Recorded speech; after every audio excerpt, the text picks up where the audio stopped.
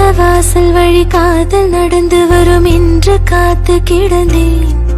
அது வானில் பறந்து வந்து கூரை திறந்து வரும் என்று இன்று தெளிந்தேன். தாவி வந்து என்னை அணைத்த போது இந்த சல்லி வேர்கள் அருந்தேன். சாவின் எல்லை வரை சென்று மீண்டு இன்று 2 ஜென்மம் அடைந்தேன்.